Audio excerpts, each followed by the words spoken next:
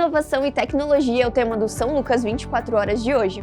Os ortopedistas Dr. Eduardo Valias Schmidt e o Dr. Emílio Aires de Castro explicam sobre os benefícios da cirurgia assistida pelo braço robótico Mako para o tratamento de doenças ortopédicas. Ainda nesta edição, o infectologista do São Lucas Hospital Center, Dr. Alexandre Daron, vai falar sobre o trabalho realizado pela Comissão de Controle de Infecção Hospitalar da instituição. O São Lucas 24 horas começa agora.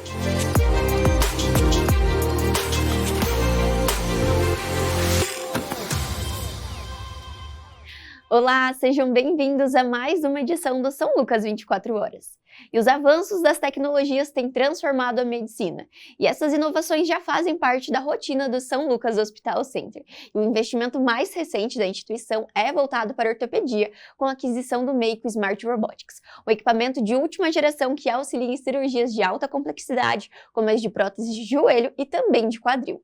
E para conversar conosco sobre os benefícios e a utilização do Mako, convidamos o Dr. Eduardo Valias Schmidt, ortopedista especialista em joelho, e também o Dr. Emílio Aires de Castro, ortopedista especialista em quadril. Sejam bem-vindos novamente ao São Lucas 24 horas. Dr. Eduardo, então, para a gente começar a nossa conversa sobre o Mako, que é a nova plataforma, então, robótica do São Lucas para tratamento da área da ortopedia. Doutor, explica para a gente um pouco mais sobre o que é, então, o Mako e essa plataforma de cirurgia robótica. Olá, Gabriele, obrigado pelo convite. Então, a robótica na ortopedia, ela é uma inovação, digamos assim, é uma coisa nova, né? Teoricamente nova, e para o interior, uma cidade de interior, é uma coisa muito interessante, assim, são poucas cidades que dispõem dessa tecnologia, e basicamente é algo que vem para facilitar a vida do cirurgião, dando também auxílio ao paciente, né? Para ter uma cirurgia com maior precisão, uma cirurgia com maior durabilidade, né? Dos componentes que ali se colocam, mas basicamente o robô, a gente quando fala robótica pensa que um robô vai te operar sozinho, né? Uhum. Mas na verdade não, é uma tecnologia semi-assistida, né? Então ela faz uma programação prévia da parte de planejamento cirúrgico, mas aquela prótese, apesar dela ter um braço que tem os componentes que vai auxiliar na cirurgia, mas a gente chama ela de semi-assistida porque ela também necessita de um cirurgião para manusear ela. Então é uma robótica que nos dá maior precisão, nos dá um planejamento mais adequado, mas ao mesmo tempo eu também tenho controle sobre aquela cirurgia, o que é uma coisa muito interessante para nós, né? Termos essas duas partes, a robótica nos auxiliando, mas também tem a nossa mão ali dando assistência para a realização dessa cirurgia. É muito importante que o doutor falou sobre essa questão do auxílio de fato, né? Esse que é o diferencial, ela não substitui, né, doutor? Isso é um ponto muito importante de falar, é justamente um auxílio para a cirurgia, certo? Exatamente, eu até brinco com alguns colegas, assim, a gente diz que está tudo evoluindo muito rápido na tecnologia, né? E aí eles dizem, mas será que algum dia vão operar sozinho? Mas a gente, assim, a população no geral tem um receio de você operar por um robô, né? Talvez não seja uma coisa muito distante, mas hoje, atualmente, a minha opinião é que eu não colocaria também meu corpo para ser operado por um robô ali sozinho.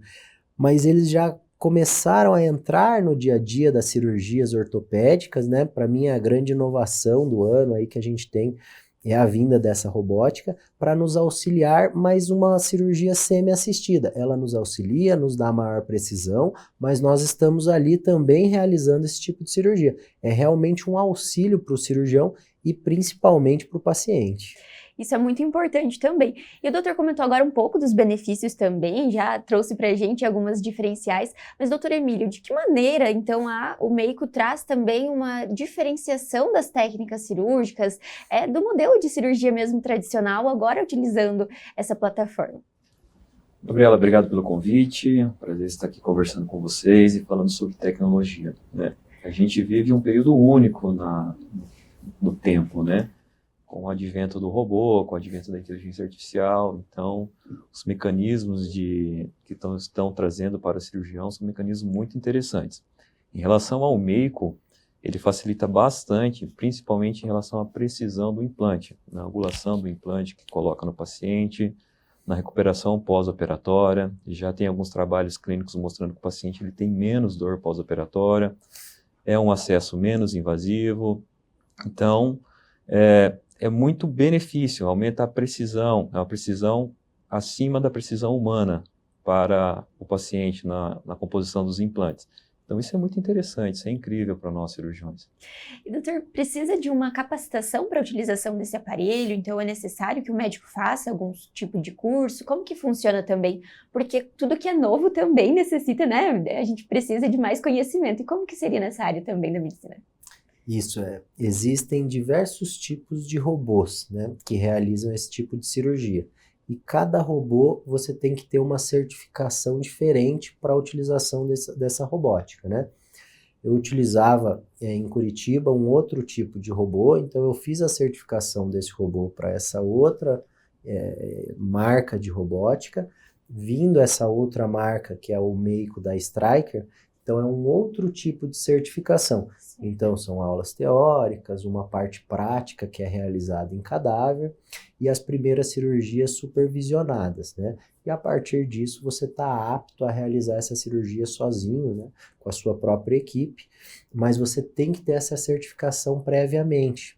Tem que realizar o curso para a certificação dele. Que bacana, isso traz também ainda mais segurança sobre o que está sendo feito, né, doutor? Para o paciente também entender que tudo foi muito pensado, muito planejado, não foi apenas, né, mais um aparelho. Não, ele tem uma utilização e também os médicos estão preparados, não só os médicos, mas a equipe também toda do hospital, né, doutor? Porque é algo diferente, que demanda também todo um preparo da equipe de enfermagem para lidar também, certo? Com certeza. A gente tem que fazer preparo da técnica, do circulante da sala, até da parte da anestesia muda.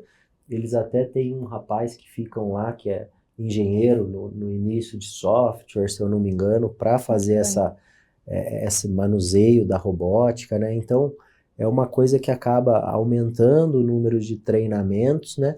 Mas que eu vejo que é uma coisa que vem para o bem, né? É uma coisa assim, todos treinados ali, você acaba minimizando os erros, né? Com certeza. E falando um pouco sobre a utilização, doutor Emílio, então, esse modelo de robô, o Mako, ele é utilizado para cirurgia de joelho e de quadril. O doutor, que é especialista em quadril, poderia falar um pouco mais para a gente sobre a utilização, então, na prática cirúrgica do dia a dia, para quais doenças e tratamentos eles são utilizados, então? A ideia de utilizar o Mako é para fazer a prótese de quadril, a artroplastia total de quadril.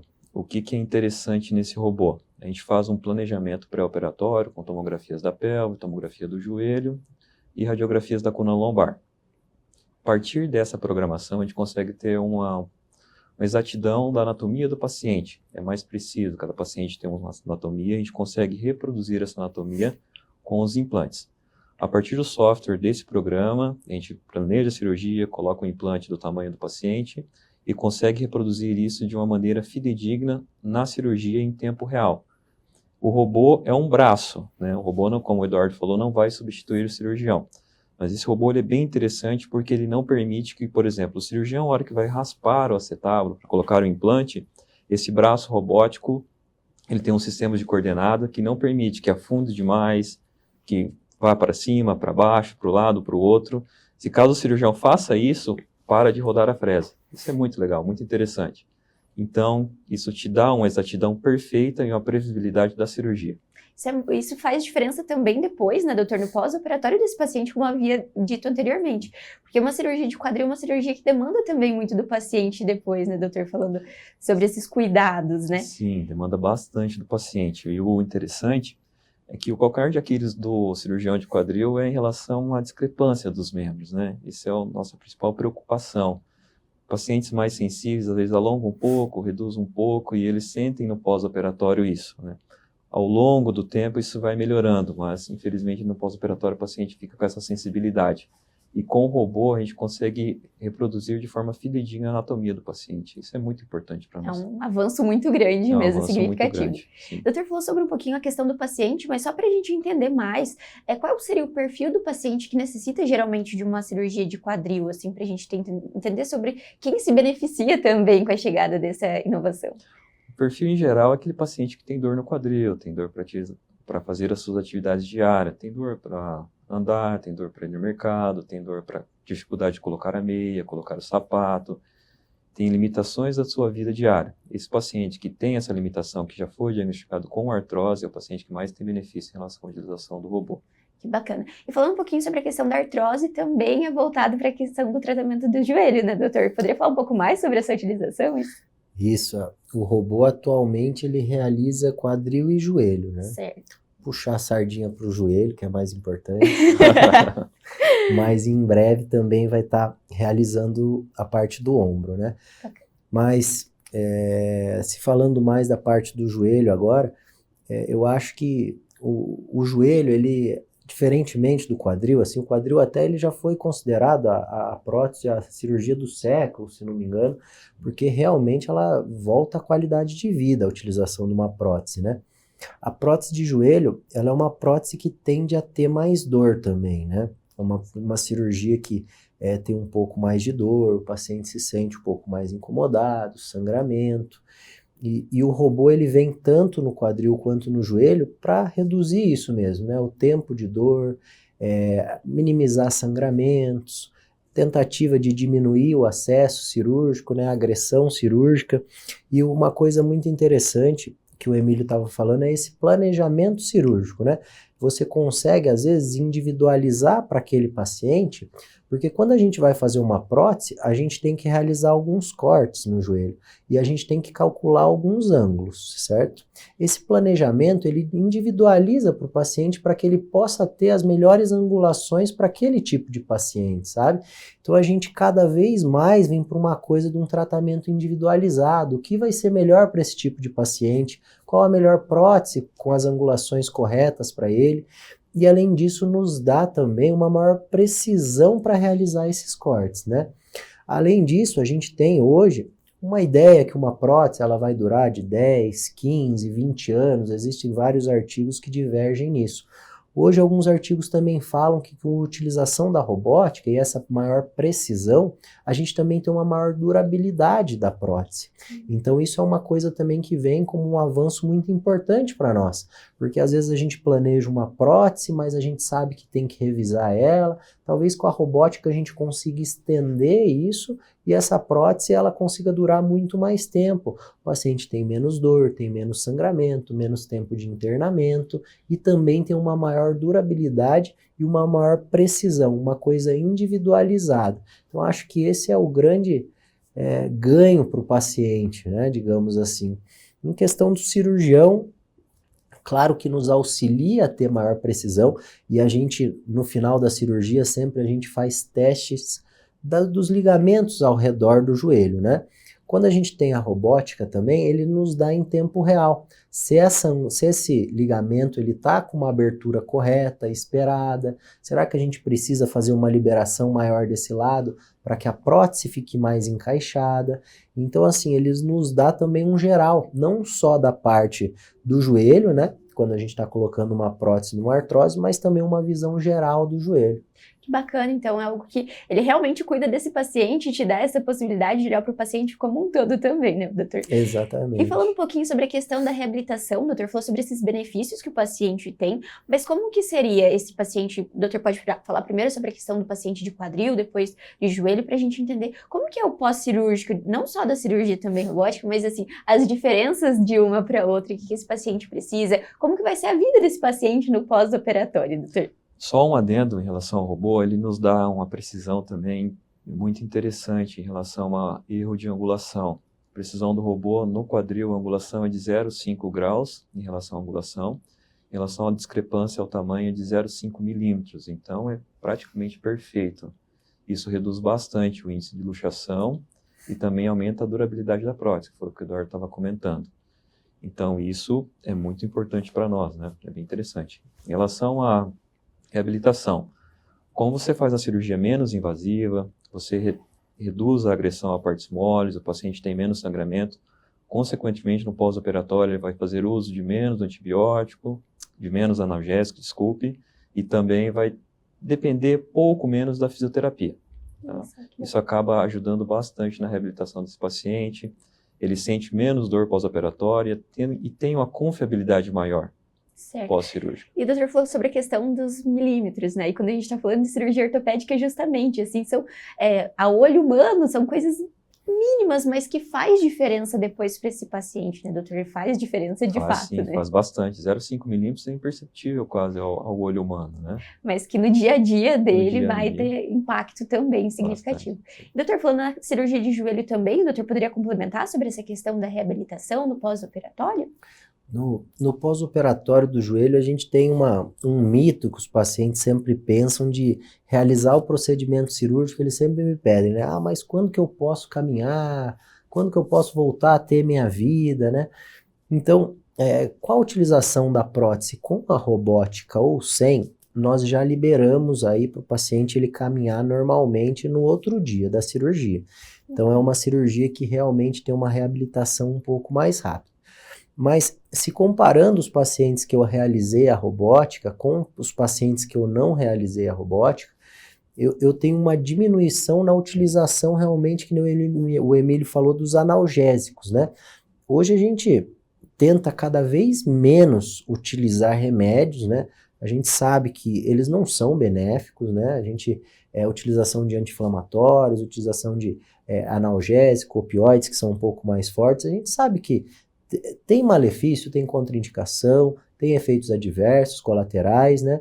Então a gente tenta reduzir isso. E com a robótica a gente consegue. É isso que eu percebo dos meus pacientes que realizaram a robótica para os pacientes que não realizaram. Então a utilização desses analgésicos foram menores, né? A gente utiliza também um andador no pós-operatório, o tempo que o paciente necessitou desse andador, normalmente por 30 dias, na utilização da robótica a gente conseguiu reduzir esse tempo, e antes que a gente fazia cirurgia num dia, tinha mais 2 noites no hospital, com a robótica a gente já estava conseguindo dar alta já no outro dia também. Então, acho que tudo isso acaba influenciando um bem-estar, uma facilidade ao paciente, né? Porque dá medo de você realizar uma cirurgia e falar, poxa, será que dói, né? Então a gente se preocupa muito com isso, eu vejo os pacientes muito preocupados com isso. Quando eu volto para minhas atividades, quando dói muito, será que vai doer demais? Mas com a robótica a gente consegue uma recuperação mais rápida e com menos dor, que é o que realmente o paciente busca, né? Minimizar esses desconfortos da cirurgia. E, doutor, falando um pouco mais sobre os pacientes, que é o que a gente estava falando agora, como que tem sido a apresentação, então, desse modelo de cirurgia para os pacientes? Como que é essa conversa? O doutor Emílio pode começar explicando para a gente também, para falar justamente sobre os benefícios e entender um pouco mais, porque acredito que surjam dúvidas também sobre como é esse procedimento. Doutor Emílio, explica para a gente. A principal dúvida que os pacientes perguntam é se é o robô que vai operar. Justo. Como o Eduardo comentou no início, a gente explica para eles, o robô é um auxiliar do cirurgião, mas quem vai lá faz o corte, faz a incisão, faz o acesso, abre, faz a coagulação, tudo é o cirurgião ainda. Certo. O robô ele vai auxiliar a hora que você vai colocar os implantes, ele vai te dar a exatidão da hora que coloca os implantes.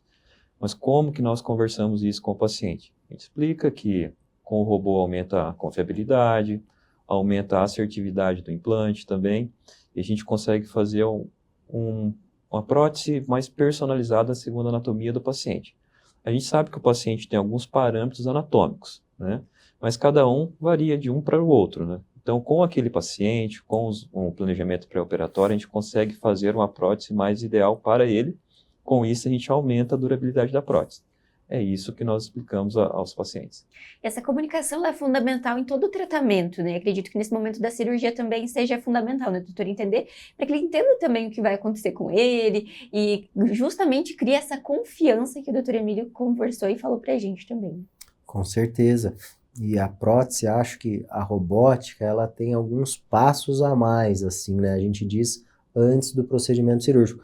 Então, o Emílio comentou da tomografia. Isso. Então, o paciente antes da cirurgia, ele tem que fazer a tomografia, ele tem que fazer todo o estudo ali através tomográfico para que seja enviado para fora, né, para a central da Stryker, esse exame, e seja feito todos os cálculos necessários para a realização do tratamento cirúrgico da prótese, né. A prótese em si, ela é utilizada para quem tem artrose que não respondeu ao tratamento conservador. Então a gente antigamente fazia-se, atualmente também em alguns casos a gente ainda faz convencional, então fazia um estudo através do raio-x. Já essa robótica, ela demanda que a gente utilize a tomografia como planejamento. Então, fez o planejamento, o paciente passa por todo aquele processo pré-operatório comum de cardiologista, anestesista. Eu sempre digo assim que o paciente, a gente tem que ter segurança para o procedimento, né? É uma cirurgia eletiva que a gente está fazendo, não é aquela coisa de urgência, emergência. A artrose que precisa de uma prótese, ela é eletiva. Então a gente precisa preparar muito bem esse paciente, às vezes algumas correções ali de alguns exames, ou nutricional, déficit, para que se tenha realmente o melhor pós-operatório possível, né? Então esse preparo é fundamental para a realização da cirurgia. Planejamento é a palavra-chave, então, de fato, nesse caso, fato. né, doutor? E falando um pouco mais sobre a chegada do médico, então, para Cascavel e região, acredito que como o doutor disse antes, é um diferencial muito grande para o interior aqui, né, e beneficia não só Cascavel, mas toda a nossa região oeste do Paraná. Doutor, explica pra gente, então, como que tá as expectativas e também, de fato, esse diferencial que o São Lucas agora traz aqui para nossa região. Doutor Eduardo pode falar, o doutor pode complementar também, fique à vontade. Eu acho que é uma expectativa muito alta, né, para todos nós. Acho que o hospital, a Fundação Hospitalar São Lucas, quem está aqui dentro sabe que frequentemente está buscando novas tecnologias. Nós temos o Da Vinci já operando, acho que chegou a não sei quantas cirurgias, passou de 100, 200. Então, são tecnologias que se eu fosse dizer para você há 10 anos atrás, quando eu estava em Cascavel, que eu fosse sonhar que teria isso, é uma coisa muito distante, né? A gente tinha que sair daqui para ir buscar novas tecnologias fora. E hoje a gente já vê que, com o Hospital São Lucas trazendo tudo isso, a gente vê um pouco do fluxo reverso, né? Então, aquelas pessoas que iam para capitais buscar esse tipo de robótica, de auxílio, hoje tem muita gente já entrando em contato com o hospital para vir operar aqui de outras cidades ao redor. Então eu acho que o caminho e a mentalidade da fundação, ela é uma mentalidade que só faz crescer, né? Tanto em qualidade, né? Não só em facilidades para o cirurgião, mas como qualidade para o paciente, né? Então eu acho que isso é o mais importante, a gente trazer coisas novas, fazer as certificações e não depender de sair daqui para ir talvez para uma capital, mas sim trazer as pessoas da região para que venham, não tenha esse deslocamento até a capital para ter esse tipo de tecnologia e ter aqui também no interior. Então é uma satisfação muito grande. Um acesso diferenciado também, né? Sim, sim. Só um adendo, né, até para a população saber, a tecnologia do robô não é uma tecnologia nova, né? O robô ele existe há mais de 15 anos. Lógico que essa tecnologia vem sendo refinada com o passar do tempo. Isso é bem interessante. E existem mais de 1 milhão de cirurgias já feitas no mundo. E o robô está presente em mais de 43 países. Então, não é algo novo, é algo que já vem sendo refinado ao longo do tempo. Em relação ao robô estar no interior do estado, a gente fica muito feliz com isso, né? Muito alegre.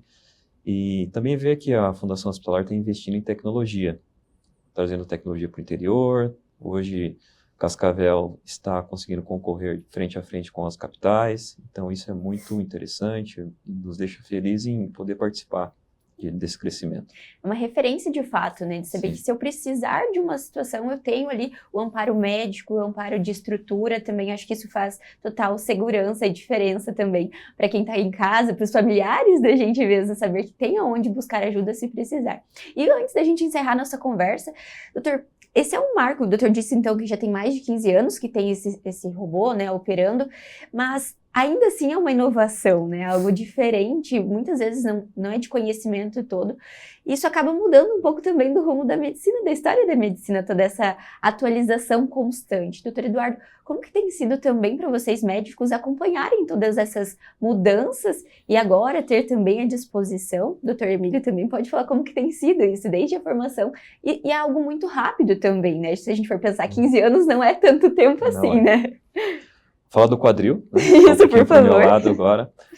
O quadril teve alguns marcos na história do quadril. O primeiro marco foi com o desenvolvimento da prótese de quadril, que foi na década de 60, que também para a medicina é bem recente. O segundo grande marco foi quando desenvolveram as próteses de maior durabilidade, né? Eu não consegui pegar esses dois marcos, mas esse terceiro marco, que é a tecnologia robótica, que é a cirurgia com robô, eu estou conseguindo participar dele. Então isso é muito interessante, muito importante para nós. É um marco, de fato, na relação à medicina tradicional para a medicina robótica. O robô tende a evoluir bastante ainda. já é bom, e quanto mais evoluir, melhor para nós e para o paciente. Também para ir chegando às outras áreas, como o doutor disse, a questão do ombro e também para as outras partes da ortopedia também, né? Sim. Eu acho que você acompanhar a tecnologia hoje em dia é um pouco difícil, né? Mas como eu costumo sempre dizer para os residentes aqui, na medicina é uma coisa que você não pode nunca parar no tempo, né? Então, você realmente tem que estar sempre buscando novas informações. Eu acho que é muito importante hoje. E você, nesse caminho, você vai ter informações boas e ruins, e vai ter coisas novas, boas e ruins. Porque eu costumo dizer assim, o que é novo, né? Você não tem aquele acompanhamento a longo prazo, né? A robótica, como o Emílio disse, são coisa de 15 anos, a gente já tem muito paciente operado, que a gente viu que tem realmente, a gente tem artigos de 2 anos atrás nos mostrando a qualidade de vida desses pacientes, todos os benefícios já ditos aqui, mas a gente precisa realmente segmentar, né? O que realmente é bom para o nosso paciente. Mas uma coisa que eu digo a eles é que você não pode parar nunca no tempo. Você tem que estar sempre tentando se atualizar. Eu acho que o grande segredo é você sempre querer ter um pouco mais, sabe? Você não pode fechar os olhos para aquilo que é novo, mas você também não pode sair totalmente abraçando tudo de novo, né? Então a medicina vem se atualizando e muitas coisas novas. A gente tem muita influência da indústria farmacêutica hoje em dia, então a gente também tem que colocar isso na balança. E eu acho que o grande segredo é você pensar sempre no seu paciente, né?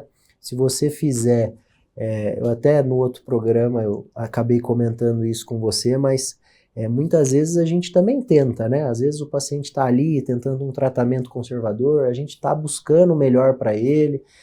Muitas vezes a gente vai para casa também decepcionado daquele paciente que não melhorou tanto, e talvez essas inovações elas venham para preencher o gap desses pequenos pacientes que não têm a melhora com o que já existe. Então a gente tem que ter a mente aberta, mas também tem que ter um pouquinho de consciência para não sair utilizando tudo, né? Então eu gosto muito de esperar um pouco, vou utilizando aos poucos as coisas recentes e esperando a atualização da comunidade científica.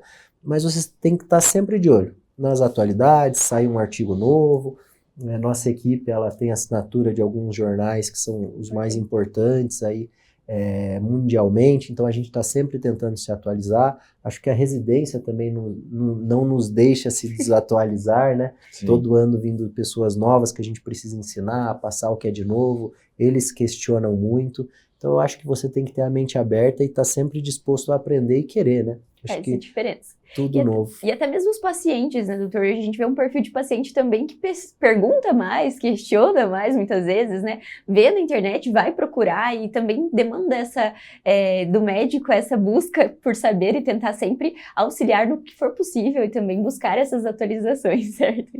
Sim, os pacientes eles estão mais instruídos, eles vêm com perguntas e perguntas bem pertinentes. Eu, particularmente, eu gosto bastante que eles perguntam e dá para explicar, dá para entender, ele entende quais são os benefícios, quais são os malefícios da prótese, que também não é só flores, né?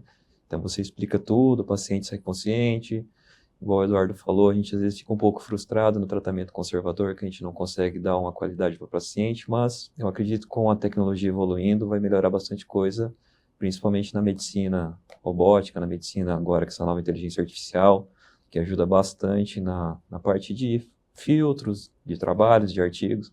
Isso é muito, muito interessante, é um momento único na nossa história. Isso traz ainda mais referência, como os doutores disse, para Cascavel e agora para os pacientes aqui da nossa região. Doutor Eduardo, gostaria de agradecer a presença novamente no São Lucas 24 Horas. Doutor Emílio também, fica sempre convite para vir mais vezes falar sobre essas inovações e quando o médico chegar e for realizar a cirurgia, nós estaremos lá acompanhando também, com certeza. Muito obrigada. De nada. E nós que agradecemos aí o convite. Obrigado, Gabriela, agradeço o convite. E o São Lucas 24 Horas vai para um rápido intervalo e no próximo bloco nós vamos falar sobre a CCIH do São Lucas Hospital Center. Não sai daí!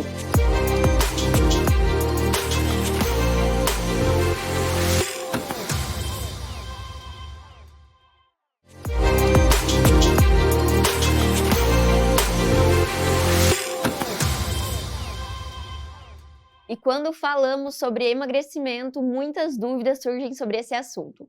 Doutora Fernanda, é mito ou verdade que a restrição calórica, ou o famoso parar de comer, ajuda no emagrecimento? Depende. A restrição calórica, o déficit calórico, vai trazer emagrecimento sim, com certeza. Se a gente gasta mais do que a gente come, a gente vai ter perda, né? A gente vai ter um déficit, então isso gera emagrecimento. Mas a restrição calórica no sentido de ficar sem comer e depois ultrapassar a quantidade de calorias, isso não gera emagrecimento, né? Isso só posterga o teu tempo de consumo de calorias e acaba desacelerando o seu metabolismo. Então, uma estratégia de ficar sem comer, por exemplo, o jejum intermitente, é benéfico e ajuda sim na perda de peso. Mas você passar longos períodos sem comer e quando comer de forma errada, não produz emagrecimento. Deu para entender? Muito obrigada, doutora. E agora nós vamos falar sobre a segurança do paciente, mais especificamente sobre um setor estratégico que atua no cuidado e prevenção de infecções hospitalares, o CCIH, que é a Comissão de Controle de Infecção Hospitalar. E para entender mais sobre a importância desse setor e do trabalho realizado, convidamos o Dr. Alexandre Daronco, infectologista do São Lucas Hospital Center. Seja bem-vindo, doutor. Obrigado, Gabriela, obrigado pelo convite.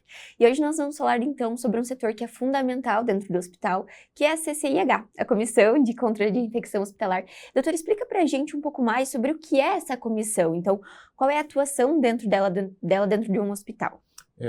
A Comissão de Controle de Infecção Hospitalar, ela faz parte do serviço, né, de controle de infecção, que atende a uma demanda de uma portaria ministerial de 1998, que define, né, a necessidade de todo o serviço de saúde, principalmente, né, a questão do serviço hospitalar, ele ter um programa de controle de infecção, né? Isso visando não somente aquilo que é mais o senso comum, que é o controle de infecções relacionadas à assistência à saúde, né, controle de infecções por germes multiresistentes de ambiente hospitalar, mas também no sentido de organizar o serviço, né? Organizar POPs, protocolos, diretrizes para que possam ser atendidos também pacientes oriundos da comunidade que eventualmente têm alguma infecção um pouco mais grave, né? Então, alguns casos, por exemplo, de meningite, influenza, Covid, né? E não somente essas que precisam de isolamento, mas eventualmente também aquelas que são mais do cunho da infectologia, né? A gente acaba atuando também, auxiliando eventualmente outros especialistas, como é o caso eventualmente de uma tuberculose. Que bacana, então é um trabalho muito amplo, né, doutora? Porque ela está presente em todo o hospital, porque todo hospital precisa seguir esses protocolos e toda essa conduta de segurança, não só do paciente, mas também dos próprios colaboradores, certo, doutor? E, doutor, poderia falar um pouco mais sobre essas tomadas de decisões e as necessidades, quando vocês observam a necessidade de criar esses protocolos, se tem esses protocolos que são padronizados também, e como que é passado isso adiante para os colaboradores?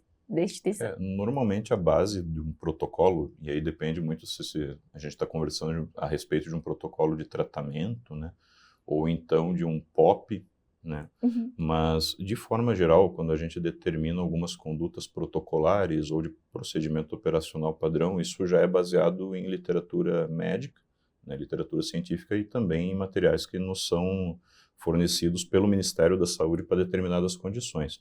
Então, geralmente, o que é feito é se basear nessa literatura para a gente tomar condutas para a nossa realidade, né? Então, através disso, a gente conversa com as equipes de diferentes setores, né?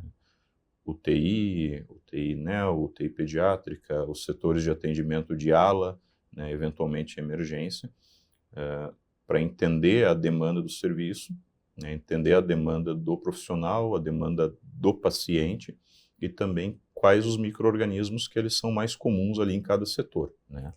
E aí vai, como eu falei, desde tratamento até prevenção, até, por exemplo, uma questão mais simples que é fundamental, que é a lavagem de mãos, né? E os treinamentos que vão acontecendo com as equipes ao longo do ano. Então, realmente é bastante amplo, né? É bem constante também, né? Constantemente a gente vê através das redes sociais do hospital os treinamentos que são realizados para a equipe, porque uma atualização também da medicina constantemente para que essa segurança seja continuada, né, doutor? E falando um pouquinho sobre a questão da atuação em outros setores, o doutor comentou sobre a questão da UTI-NEL, sobre a UTI geral. Como que funciona, doutor, essa comunicação? Então, pacientes que precisam de isolamento, como que é essa comunicação? A equipe médica entra em contato com o CCIH, com o doutor, por exemplo? Como que funciona essa troca também de informações? Sim, a gente entra em contato com as equipes e as equipes conosco, né? É um trabalho que a gente faz em conjunto e não somente eu, né? Mas a gente tem a colega, a doutora Diana, que é outra infectologista do hospital, né? A Denise, temos a Vitória, temos a Renata, temos uma equipe grande, né? Temos a Valentina agora, temos a equipe de qualidade que eventualmente atua conosco, né? E sim, a gente entra em contato com eles conosco. Tem uma questão de visitas que acontecem diariamente, não quando eu não estou presente, aí a doutora Diana, né? A gente passa nesses setores, vê quais são as demandas. É feito antes disso um levantamento dos micro-organismos por setor, né? Na eventualidade de algum isolamento ou uso, troca de algum antibiótico, a gente acaba conversando. E quando tem alguma demanda mais urgente, os colegas também entram em contato conosco, né? Como eu falei, a gente acaba trabalhando muito com outros setores, inclusive qualidade, a própria direção, né? Porque a própria portaria do Ministério da Saúde coloca isso, né? Que o Serviço de Controle de Infecção, ele auxilia a questão também de determinações e decisões da direção hospitalar, né?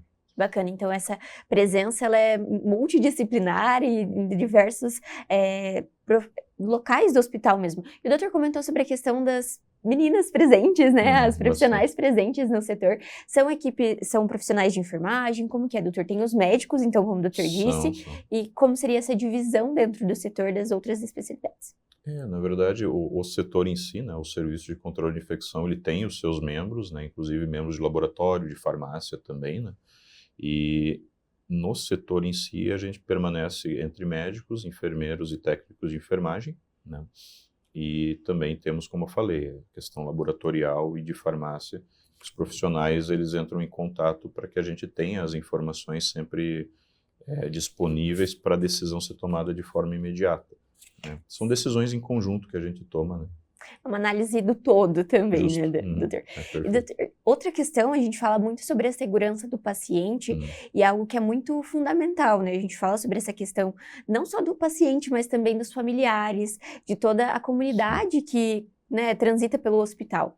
E como que tem sido, doutor, essa questão da conscientização mesmo do próprio familiar que está aqui no hospital sobre a necessidade, muitas vezes, das máscaras, dos protetores, né, dos aparelhos de proteção também, no caso de doenças que precisam desse isolamento, ou até mesmo para evitar contaminação e essa transmissão, porque o familiar veio para muitas vezes acompanhar e a gente tem que ter cuidado também com ele, certo? É justo. Eu costumo dizer que a questão de uma forma geral, a questão da adesão e do entendimento dessas pessoas, né, que não são profissionais, é muito aberto, né? Porque hoje em dia, também em virtude da pandemia que a gente passou de Covid, as pessoas elas já têm uma noção de que existem cuidados que eles têm que ser tomados, né? Em qualquer ambiente, no hospital não é diferente. Então, de forma geral, elas estão abertas às orientações, né? Existe uma que outra resistência, mas é algo bem pontual. De forma geral, eles realmente seguem, né? Costumo dizer que a questão da terapia, muitas vezes, é a equipe de saúde e a família junto, né? Isso. Então, a gente não pode privar a família também desses cuidados, né? E dessas orientações. Mas, sim, tem sido uma adesão legal, né? O pessoal, não só pela questão da pandemia, dos trabalhos que são feitos com o Serviço de Controle de Infecção Hospitalar, hoje em dia, muito de informação, mesmo que pontual e às vezes um pouquinho superficial, vem da internet, né? Então o pessoal já tem uma certa noção, né? Isso é muito importante, é fundamental também, né, doutor, para esse cuidado todo da saúde. E a questão da pandemia, o doutor citou também, foi um momento marcante, acredito que na instituição e para, né, toda a comunidade. E no caso da infectologia também, né, doutor? Foi um momento que mudou, acredito que muitas das adaptações mesmo, de fato, do setor para atender toda aquela demanda. E, doutor, fala pra gente um pouquinho sobre também tudo que a gente mudou depois da pandemia e aprendeu também com esse momento que foi a Covid-19. Eu acredito que de uma maneira mais ampla, as pessoas entenderam certos cuidados que sempre foram orientados, né? Justo. Então, a lavagem de mãos, né, o cuidado com paramentação, o uso de máscaras, a questão da vacinação como uma forma bastante eficaz de evitar casos graves, não são, na realidade, orientações muito novas. Elas já existiam para outras doenças, né, transmissíveis em ambiente comunitário mesmo. Acredito que acabou sendo uma forma de você consolidar de uma maneira triste, né, que é ter uma pandemia para consolidar certas coisas que já havia aí uma certa orientação, por exemplo, para a influenza, né? Certo. Então, eu acho que acabou tornando mais claro e mais consciente esse tipo de orientação, né? Tanto Também. para a comunidade quanto para o profissional, né? Também. Doutor, falando dentro né, de um ambiente hospitalar, no caso de... O doutor falou sobre a questão de acompanhamento de tratamentos e antibióticos. Como que seria isso? O doutor poderia explicar um pouco mais para a gente, talvez dar exemplos, então, dessa atuação que o CCIH também tem? Sim, em relação ao uso dos antibióticos, eventualmente de antivirais e de exames, né? O que acontece é que muitas vezes você precisa de uma terapia um pouco mais direcionada do ponto de vista do antimicrobiano, né? Quando a gente pensa no uso do antibiótico, a gente pensa no local, né, no sítio anatômico que está cometendo a pessoa, no provável micro-organismo que está causando isso, mas também na adaptação que ele tem aos antibióticos, né? É algo natural, né? Faz parte do darwinismo, né? Então, adaptação, mutação, tudo isso tem influência na escolha do antibiótico, principalmente para aqueles pacientes que já têm doenças um pouco mais graves, né, que já têm um uso prévio de antibióticos, que já tiveram certas bactérias ou vírus sendo isolados em exames anteriores. Então, a gente auxilia nisso, né? Então, quem sabe aumentar a dose, diminuir a dose, trocar o antibiótico, fazer uma associação de diferentes antibióticos para tratar algumas infecções, né? Isso não é uma coisa que eventualmente a gente faça o tempo inteiro no ambiente comunitário. Com alguma frequência acaba fazendo, mas principalmente no hospitalar, né? Certo, então essa comunicação também com os médicos da hospitalista, os especialistas também é fundamental e acontece essa Sim. solicitação também da análise do setor para fazer esse acompanhamento, certo? Sim, a gente faz esse acompanhamento conjunto, né? Presencialmente e também por telefone, quando é algo mais urgente. Eu costumo comentar, né, que existe uma concepção leiga, né, e de que toda infecção hospitalar ela é por um problema, por uma falha de assistência. Quando, na verdade, muitas vezes você tem infecções nosocomiais, né, infecções de ambiente de cuidado em saúde, pelas próprias características da demanda do paciente, né? Então, o paciente que possui ali um catéter central de diálise, um catéter urinário, né, uma sonda vesical de demora ou uma derivação, ele demanda essa necessidade, o que não é fisiológico, né, você ter um dispositivo implantado. Com o tempo, a própria microbiota, por exemplo, da pele, acaba causando uma infecção.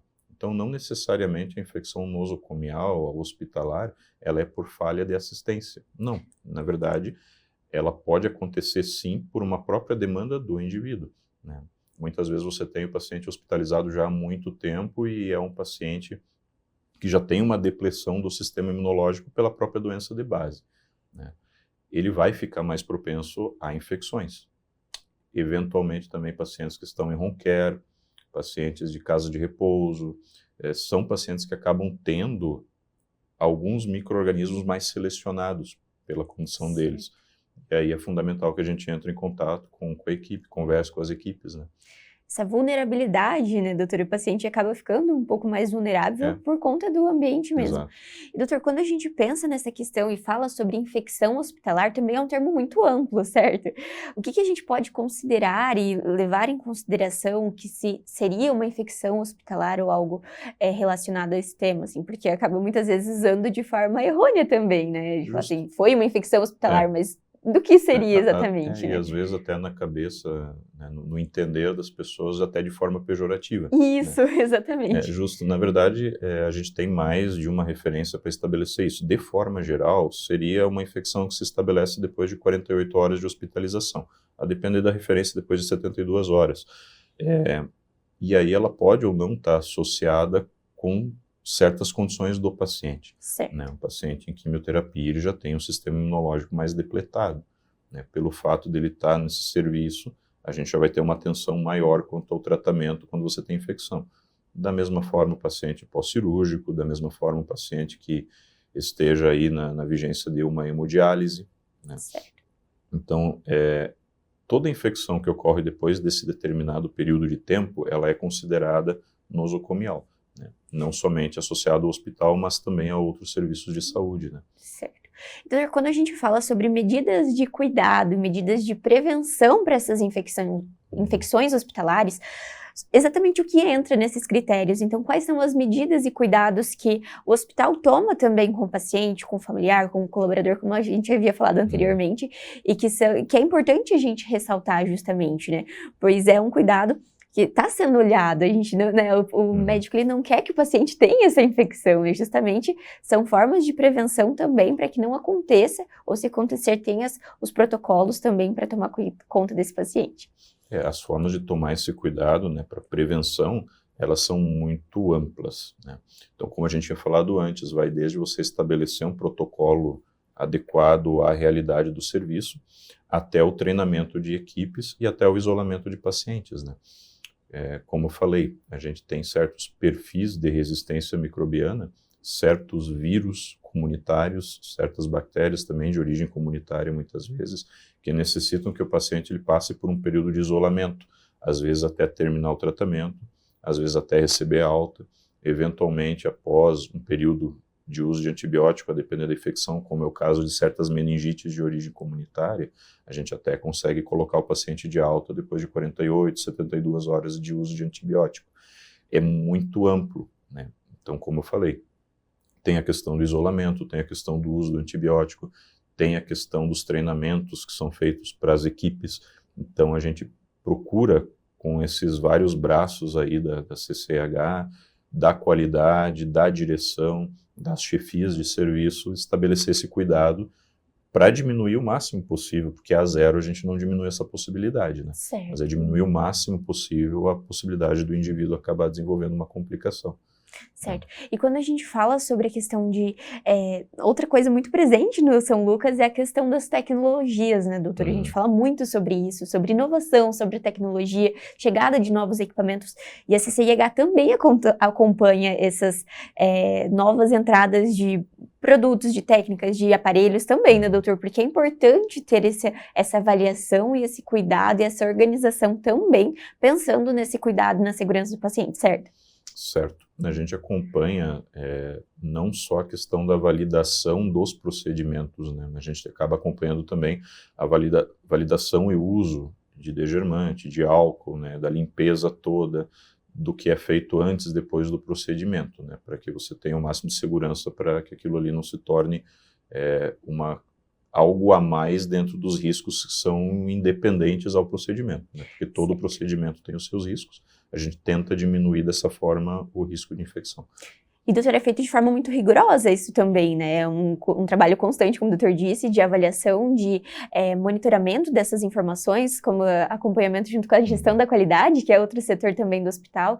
E como que tem sido todo esse acompanhamento mesmo, de fato, e atualização e monitorização desses dados para melhora contínua, né, doutor? Que acho que isso não muda, a melhora é sempre a busca por atender com excelência esse paciente, certo? Eu vejo de forma positiva. Tem acontecido de uma forma muito positiva pela sistematização do trabalho.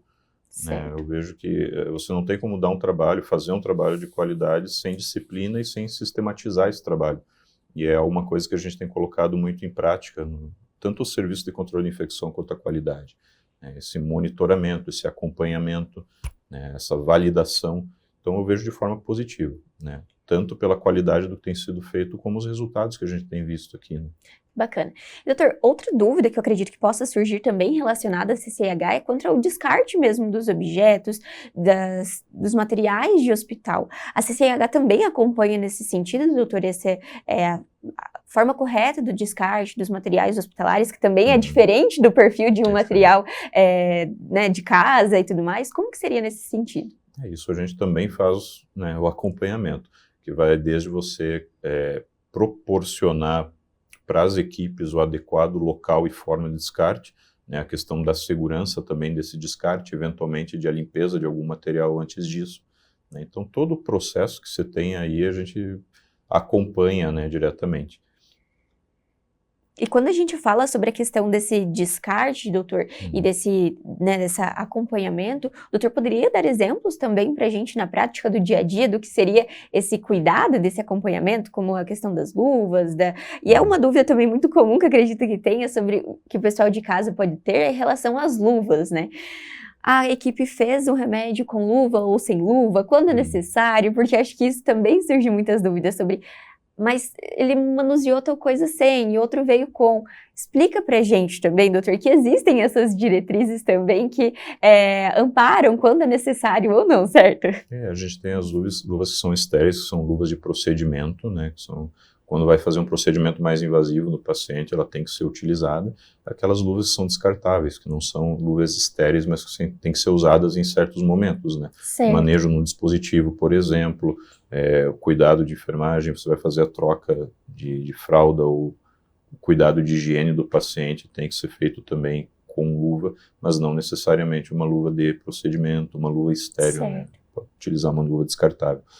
Tem protocolo para isso também, né? Então a gente sempre fica disponível para a questão da dúvida. Às vezes o profissional também tem dúvida em relação a isso, e foi bom ter tocado no assunto, porque não é só luva, às vezes é a questão do avental, né? A utilização do avental, tudo isso tem diretriz estabelecida para cada momento. E quando a gente fala sobre essa questão, doutor, gera dúvida justamente porque não é só a proteção do paciente, quando a gente fala sobre a questão da luva, né? A questão de proteção do colaborador, que acho que tem essa diferença, que às vezes o paciente pode pensar, mas ele não usou luva, mas não é só a luva não protege só ele, mas também o colaborador. E tem essa diferença também da necessidade de cada caso, né? Certo? Sim, acaba sendo também, né? Tanto é que é considerado um EPI, né? Não é somente um material que você vai utilizar para o procedimento, ele também é um equipamento de proteção do colaborador. Perfeito. Né? E aí também entra o óculos em certos procedimentos, entra o gorro, também é necessário, né? Porque o indivíduo que está fazendo o procedimento, ele também pode ter contato com fluido biológico, né? Certo. Então, e ele tem contato com outros pacientes também, então é muito necessário também essa conscientização da equipe para que tenha o cuidado não só com aquele pacientinho que está sendo atendido, mas também com o todo e com o trabalho constante, né, doutor? Doutor, falando um pouco mais sobre a questão da CCIH, o doutor comentou que todas as instituições precisam ter esse controle de infecção, né, essa comissão, e hoje aqui no São Lucas, então, é algo que como a gente conversou, é algo fundamental estar presente em toda a instituição. Doutor, o que o doutor gostaria de ressaltar ainda mais sobre o trabalho realizado, para a gente explicar mais sobre o trabalho, né, como a gente falou, para que o pessoal de casa tenha consciência também. A questão das dúvidas, se acaso o paciente tenha dúvida, eles também podem entrar em contato com vocês. Como que é isso, essa troca também, não só com a equipe, mas também com quem está sendo assistido e está tendo contato? No caso do paciente ou do familiar, quando existe uma dúvida, normalmente ele entra em contato, ele pergunta para o profissional que está mais próximo, né, que é a equipe de assistência. E aí a equipe de assistência, tendo algum ponto que gostaria de comentar conosco, normalmente eles entram em contato, né, porque são dúvidas que, como você falou, às vezes o paciente ele tem um quadro diarreico que precisa de um isolamento e eventualmente não, né? Então essa questão acaba gerando dúvida, né? São quadros às vezes semelhantes que não precisam de um isolamento, depende, né? Então a gente vai fazer uma avaliação baseada em critério técnico, em exame, para poder dizer, mantém mais um tempo, tira. Mas, de forma geral, o familiar que tem a dúvida, normalmente ele conversa com a equipe assistente e aí eles entram em contato conosco. Essa questão do isolamento também acho que é uma dúvida que é interessante a gente falar. Quais são os critérios, então, como o doutor disse, alguns casos são isolados, outros não. De forma mais geral, doutor, quais são os que são realmente necessários e até mesmo para que a gente entenda a questão das visitas, que muitas vezes não pode acontecer, para explicar que não é algo ruim, é realmente segurança para esse paciente. Explica para a gente quais, de modo geral, assim, quais são os critérios que são utilizados. São vários. Na verdade, a gente tem os critérios que são relacionados ao micro-organismo que está infectando e também ao tempo de tratamento, né, ao sítio anatômico. Então, existem, por exemplo, a infecção de meninges, né, do sistema nervoso central, a meningite por meningococo, por exemplo, a gente precisa sempre isolar, né? Certo. Você ter aí uma meningite viral, eventualmente, a gente vai ter que isolar sempre, né? Todas nós teremos que isolar até ter o resultado, até ter pelo menos 48, 72 horas de tratamento. Tuberculose, que é uma dúvida que ocorre muito, né? Quando que a gente isola uma tuberculose? Normalmente, tuberculose pulmonar e laríngea, que são aquelas que podem ser transmitidas dentro de um período aí de 14 dias, 15 dias de tratamento, né, que é quando a gente consegue diminuir a carga bacilar a ponto do paciente já não ser transmissor. Então depende muito de qual é a condição, né, a pneumonia por influenza, a pneumonia por Covid, vírus sincicial respiratório, né. Eventualmente a gente tem bactérias que infectam o paciente que já tem um certo perfil de resistência, que já tem aí a produção enzimática, como, por exemplo, da família KPC, da família NDM1, a gente vai ter que isolar esse paciente. Certo. Né?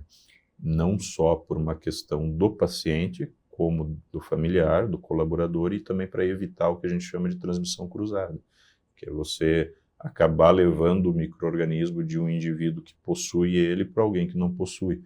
Né? Certo. E quando a gente fala, né, de hospital, a gente tem que tomar todos esses cuidados para que ele tenha o cuidado, né, o tratamento correto para cada um.